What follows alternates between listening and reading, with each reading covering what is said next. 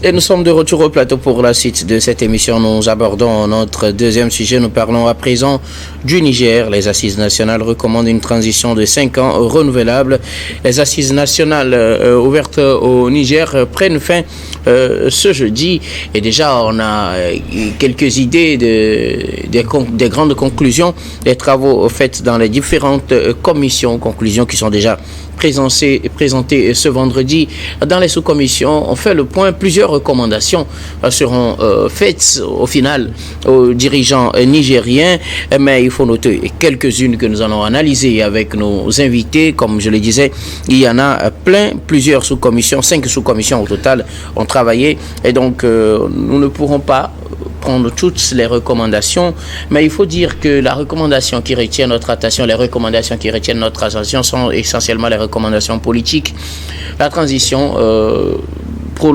la durée de la transition sera finalement 5 ans, puisqu'on attendait à ce que cette durée soit précisée. C'était l'une des grandes attentes de ces assises. Ce sera finalement 5 ans, comme décidé par les parties prenantes. Et aussi, la vie politique est en suspens, les activités politiques sont en suspens.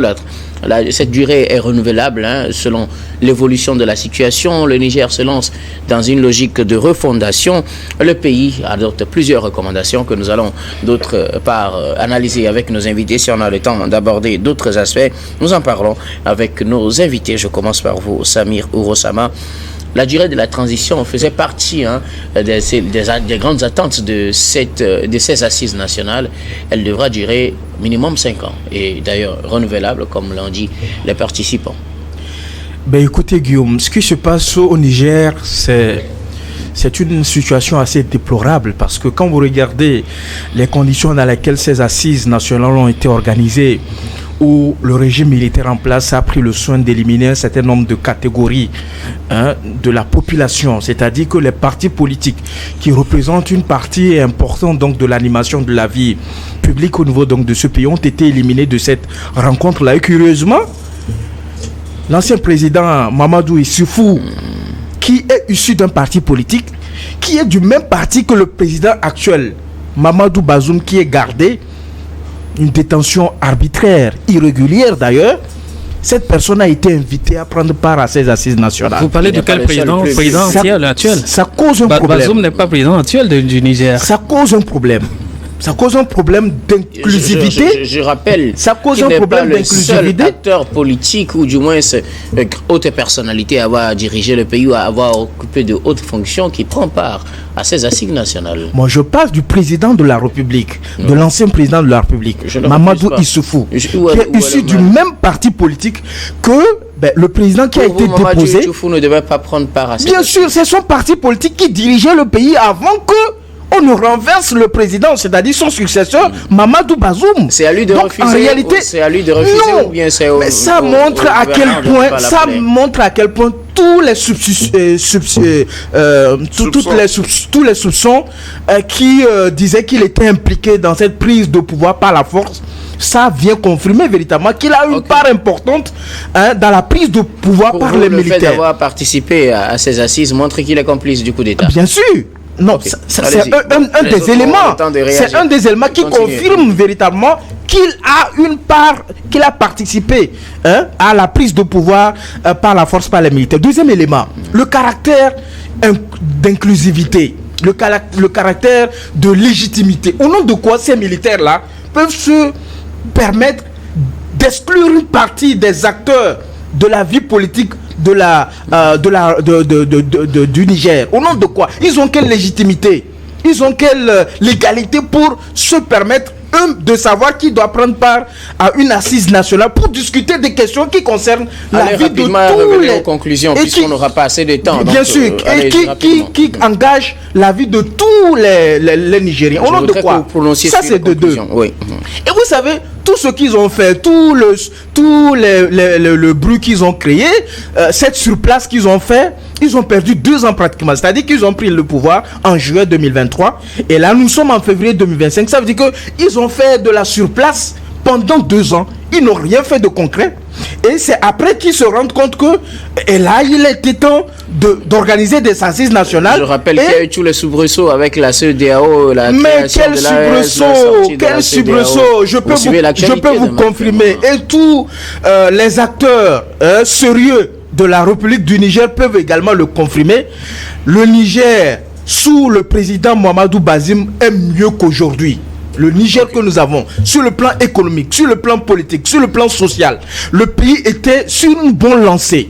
Et beaucoup ont qualifié ce coup d'État d'un coup d'État inutile, qui n'a aucune utilité, alors, qui n'a pas aucun. À notre préoccupation. Non, c'est pour aller à ce point. Pour que je ne sois pas obligé de vous couper au cas où on serait sur l'essentiel. Non, c'est pourquoi il faut que vous compreniez le processus. C'est-à-dire que des gens qui coptent les gens, qui réunissent les gens dans une salle. Mais qu'est-ce que vous voulez que ces gens-là sortent de bon, à part proposer une transition qui peut aller jusqu'à 10 ans, parce qu'ils disent que 5 ans renouvelables. Donc, vous avez des militaires qui ont créé un mécanisme. Là, aujourd'hui, ils n'ont aucune pression, hein. Ils n'ont aucune pression. Personne ne peut leur dire, vous devez faire une transition de 2 ans, vous devez faire une transition de 3 ans. Non. Ils n'ont aucune transition, ils n'ont aucune pression parce qu'ils ont créé un mécanisme. Le mécanisme, c'est quoi? C'est l'Alliance des États du Sahel. Donc, ils ont maintenant un alibi. Et là, ils peuvent faire ce que bon leur semble. Et vous avez, contrairement à ce que lui il est en train de faire, le président de la transition, donc du Conseil national pour la sauvegarde de la patrie, le général Tiani, contrairement à ce qu'il est en train de faire, ses amis au Mali sont dans un processus pour organiser les élections, passer rapidement cette étape de transition. Je rappelle que les deux n'ont pas commencé au même moment. Hein. Mais eux, ils ont déjà fait 3 ans. Lui, il a déjà fait 2 ans. Il veut encore faire 5 ans. Mais les militaires veulent s'éterniser au pouvoir. Et ce n'est pas une première fois. Vous savez que l'histoire de la République du Niger est jonchée de coups d'État. Et si le pays est aujourd'hui dans cette situation, on en a connu des transitions dirigées par les militaires au niveau du Niger. Et l'histoire politique du Niger est grandement marquée par le passage des militaires à la tête donc du pays. Si le pays est aujourd'hui dans cette situation, ce que ces militaires-là, à un moment donné, ont contribué à mettre le pays dans cette situation-là. Donc, il ne peut pas aujourd'hui venir nous dire qu'il faut revoir la stabilisation donc des régions touchées par l'insécurité.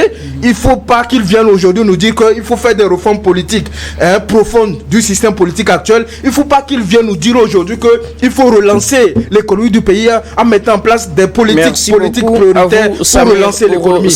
Malheureusement, je n'ai pas eu de réponse à ma préoccupation, mais j'espère qu'avec les autres, on aura un peu plus de temps pour revenir à vous. Et si le temps le permet. Merci beaucoup.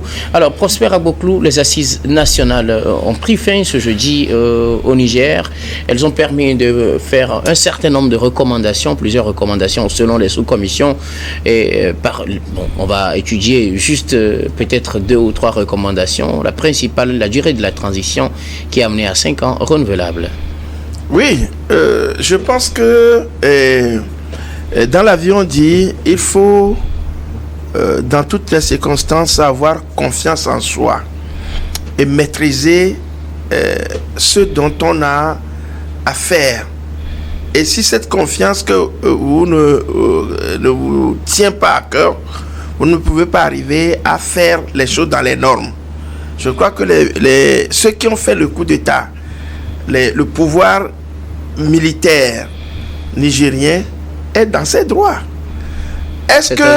Pour moi, est-ce que le pays est déjà, comment on appelle, sécurisé? On fait la démocratie même, c'est quoi? C'est d'accepter ce que l'autre aussi veut faire de concret. Et c'est la fin qui justifie les moyens. Ils se sont donné un temps pour arriver à leur fin. Ils ont choisi 5 ans, renouvelables même. Et moi je dis même à l'éternité. C'est-à-dire qu'il faut que le Niger, le territoire soit sécurisé, que l'Afrique s'impose lui-même sa droiture politique, son droit d'existence. On ne peut pas toujours coopter de chez les autres pour venir chez nous, pour les implanter. C'est comme si on prend la peau d'un blanc pour greffer la peau d'un noir. Encore qu'entre deux noirs, greffer leur peau n'est pas possible. Qu'on n'aille prendre la peau d'un blanc pour venir greffer Je ne sais pas comment, sur quelle base vous parlez, mais oui, parce que oui, la démocratie telle qu'elle est voulue là, c'est pour ça simplement que le combat est en Afrique. Tiani a fait le coup d'État parce que on a implanté une démocratie, et quand mon frère Samir dit que sous Bazoum, les choses marchaient bien, moi j'en ris. Je suis même scandalisé par ça. Parce que l'économie nigérienne est exploitée par quoi? Areva et ses complices viennent exploiter l'uranium au moment où eux, ils ont de la lumière au Niger. La majorité des Nigériens n'ont pas de lumière. Ils sont venus piller, voler. Et c'est ça que Tiani a vu. Et ils l'ont arrêté. Ils ont dit 5 ans, je suis d'accord. Moi, je dis renouvelable, mais encore renouvelable. Il faudrait. Quand on a dit renouvelable, c'est oui, que jusqu'à ce que la situation sécuritaire ne se fasse. Parce que on a continué, ces organisations terroristes continuent d'acter sur le terrain. Il faut qu'on sécurise. On ne va pas aller faire des élections parce que la France a dit, l'Amérique a dit, eux-mêmes, ils font leur démocratie. Comment? Vous regardez les pays qui se sont entêtés. La Birmanie, aujourd'hui, il y a eu le problème de la Birmanie quand les militaires sont venus prendre la Birmanie. On a tapé le poste. Aujourd'hui, ils ont stabilisé la Birmanie. Donc, je crois quand même que on ne peut sécuriser son pays. Oui, la Birmanie, on n'en parle plus. Oui, je dis, on ne peut que faire ce qu'on sait faire. Le Niger appartient aux Nigériens. Ils disent qu'ils vont faire 5 ans pour le faire. Aujourd'hui, Macron badine à la tête de l'État français. Il continue, qui lui a dit de démissionner. Il continue de faire ce qu'il veut, pas avec l'État français, parce qu'il a des prérogatives. Donc, Tiani et son groupe ont des prérogatives. Ils ont demandé à faire des assises. Ceux qui ne veulent pas s'inscrire dedans, on ne va pas les obliger. Il faut que l'État marche. Et quand ça marche, donc pour moi aujourd'hui, l'État nigérien est dans la légalité absolue pour faire marcher comme on appelle la situation, maîtriser la situation. Merci beaucoup, Prosper Aboklou. Mais je pense que l'exemple de la Birmanie, on aurait pu trouver mieux quand même. Hein. Dieu donné sur nous, les assises nationales recommandent 5 ans pour la transition, 5 ans renouvelables. Oui, Guillaume, vous savez, qu'est-ce qu'on appelle par les assises nationales? C'est une rencontre dans laquelle, ou alors au cours de laquelle, des parties prenantes, notamment des forces vives de la nation, se retrouvent pour parler, éplucher un sujet qui soit d'intérêt public et qui soit pris comme une décision à l'échelle nationale. Par ailleurs, on parlera de référendum lorsqu'on soumet ça au peuple. Alors, lorsqu'on parle d'assises, des assises nationales, cela voudrait dire que c'est des représentants des différents acteurs du pays qui se retrouvent pour réfléchir autour d'un sujet. Mais dans ce cas, Samir dénonce l'absence des partis politiques, dont les activités d'ailleurs sont suspendues jusqu'à nouvel ordre. Peut-être on aura le temps d'en parler. Très bien, on en parlera, mais je voudrais à ce niveau rapidement notifier que Issifou fait partie de la formation politique du président Bazoum, le PDS, si j'ai bonne mémoire. Alors, pourquoi faire participer Issifou si on veut véritablement fermer la porte aux partis politiques? C'est une sorte d'ouverture que l'assise voulait quand même donner. Non, je rappelle que le président Issoufou n'est pas venu en tant que président de parti politique ou en tant que peut-être proche de Bazoum. Naturellement, il a une teinture d'une formation politique. Ancien président, de toutes les façons, il milite jusqu'ici dans le compte d'une formation politique. Même s'il milite, dont fait partie l'ancien président. Les partis politiques n'ont pas été formellement invités. Donc, s'il y a un membre qui soit militant d'un parti politique, n'est-ce pas trop tendancieux de l'attribuer directement à son parti? Non, mais écoutez, je suis en train de répondre quand même au grief de monsieur, Samir, pour dire que laisser Issifou participer à cette réunion ou à cette rencontre en soi dénote le caractère inclusif, voilà, de cette assise nationale. Il a été bien dit que ceux qui ont pris part à cette assise nationale sont des acteurs de la société civile et les formations politiques. Alors, il ne nous appartient pas de voir ces formations politiques-là sont de quel bord. Nous sommes au Togo. Les Nigériens disent que nous avons fait partie des formations politiques, nous avons fait participer les formations politiques à une assise nationale. Qu'est-ce que vous répondez? Quels sont les critères qui vous permettent aujourd'hui de savoir que les véritables formations politiques n'ont pas pris part? Sur cette question, je rappelle que les activités politiques ont été suspendues, donc ce n'est pas à ces titres qui sont invités. Très bien. Les acteurs de la société civile. Cela fait partie, bien évidemment, des réformes politiques que les nouvelles autorités voulaient implémenter. à la vie politique du Niger. Alors, ils avaient évoqué les raisons. Les activités politiques, c'est une réforme politique. Selon eux, il y avait une instabilité. Okay, ça, vous l'avez dit, il y avait une instabilité. Tantôt, vous parliez, comment il s'appelle, Samir disait, pourquoi avoir attendu 2 ans plus tard avant de lancer ces sortes de réformes? Je dis, bien écoutez, il y a eu plein de choses. Le coup d'État qui a fait bouger beaucoup. Sur le continent aussi, d'ailleurs, c'est bien celui du Niger. Au point où, depuis l'autre côté, on a comme l'impression que quelqu'un est en train de tirer sur la marionnette.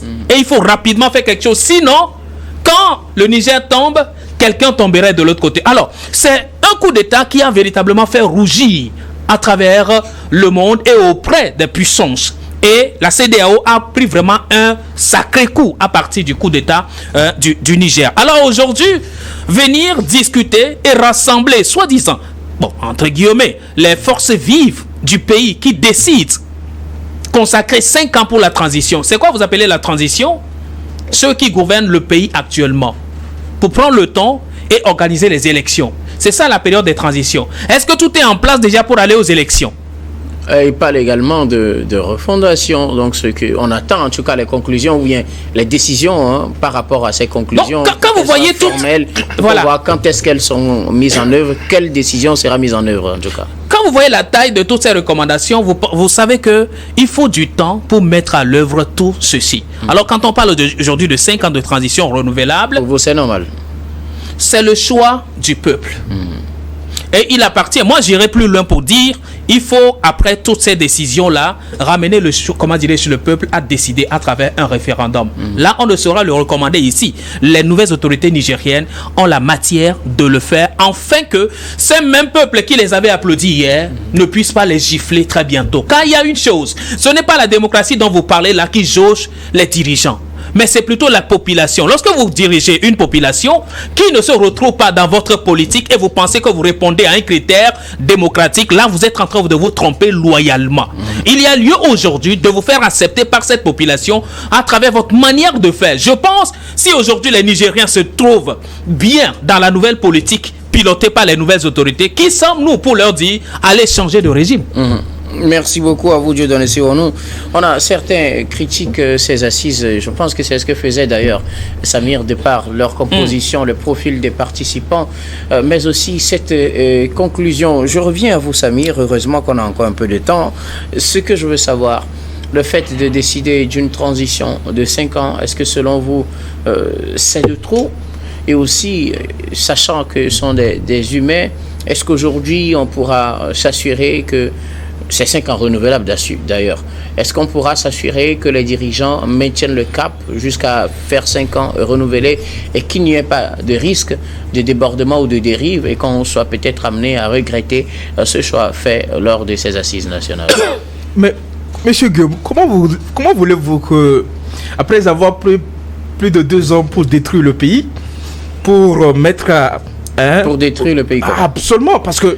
Je ne sais pas sur quelle base. Attendez que j'aille au bout de mon argumentaire. Attendez que j'aille au bout de mon argumentaire. Permettez que je puisse comprendre également pour bien vous suivre, Samir. Monsieur Guillaume, entre vous et moi, dites-moi, avant le coup d'État de juin 2023, quelle était la situation sécuritaire au niveau donc, du Niger? Et quelle est aujourd'hui la situation sécuritaire au niveau du Niger? C'est vous qui le jugez, c'est à vous de nous le dire. Non, c'est parce qu'en réalité, dans l'espace de ce qu'ils appellent la Confédération de l'Alliance des États du Sahel, le seul pays qui était sur la bonne voie, qui avait pris à cœur la lutte contre le terrorisme, notamment l'équipement en matériel militaire sophistiqué, la formation donc des militaires nigériens, c'était le président Bazoum. C'était le président Bazoum. Et pourtant, avec le narratif des Occidentaux. Mais je vais vous dire une chose, et ça va vous surprendre. Le premier partenaire du Niger dans la lutte contre le terrorisme, l'insécurité au niveau donc d'un certain nombre de régions au niveau du Niger, c'était la Russie en termes d'équipement militaire. C'est-à-dire que la France n'apportait même pas d'appui en matériel militaire sophistiqué. Et c'est après que, lorsque la France a été appelée à quitter le sol malien, que Bazoum a trouvé cette opportunité pour pouvoir renforcer donc à la lutte contre le terrorisme en appuyant donc les forces nigériennes qui étaient devant, qui dirigeaient les choses à l'époque. Sur le plan de la politique, dites-moi, quelle était la situation ? Et aujourd'hui, quelle est la situation ? La situation politique s'est complètement détériorée. Alors, répondez à ma question aussi. Est-ce que pour vous, c'est exagéré de trouver 5 ans ? De trouver 5 ans pour refaire les choses, pour replacer le leader. C'est inadmissible, monsieur Guillaume, parce que vous avez pris 2 ans pour mettre en nu véritablement certain nombre de problèmes. Faut-il reprocher aux participants de ces assises ou plutôt au régime militaire? Parce que c'est des assises, je l'ai dit, c'est pratiquement 700 participants qui ont pris cette décision. Bon, c'est pas tout le monde qui va dire oui, 700 sur 700, mais c'est une écrasante majorité à suivre les mots à la conclusion de ces assises. Ils ont décidé de recommander 5 ans pour la transition. Est-ce qu'il faut le reprocher à ces représentants, à ces participants qui pourraient être considérés comme avez le pouvoir, par exemple, vous avez le pouvoir, monsieur Guillaume, que vous avez l'ambition de garder le pouvoir aussi longtemps que vous le pouvez. Et vous organisez ces soi-disant assises nationales, et vous pensez que quelqu'un viendra à ces assises nationales pour vous contredire? Vous avez pris le soin de sélectionner le profil des participants. Donc, ils viennent pour entériner ce que vous avez décidé en amont. Donc, les participants sont des gens à qui personne n'a osé contredire la junte au pouvoir. Personne n'a osé faire des contre-propositions allant dans le sens contraire de ce mouvement dans lequel ils sont. Donc, c'est pour dire qu'en réalité, ils ont pris 2 ans pour stagner le pays, pour mettre en nu un certain nombre de difficultés donc, du pays. Ils vont encore prendre 5 ans pour essayer de régler ce problème-là. C'est de la surface. Ils n'essayent pas de faire évoluer le pays. Et on en a déjà vu par le passé au niveau donc, de ce pays. Les militaires sont comptables de la situation qui prévaut aujourd'hui au niveau du Niger. Sur le plan social, sur le plan économique et sur le plan politique. Merci. Je pense que le temps, vous comprenez que c'est pour des raisons de temps que je suis obligé parfois de vous couper. Alors, pour cela, vous dites 5 ans renouvelables plusieurs fois, ça vous irait.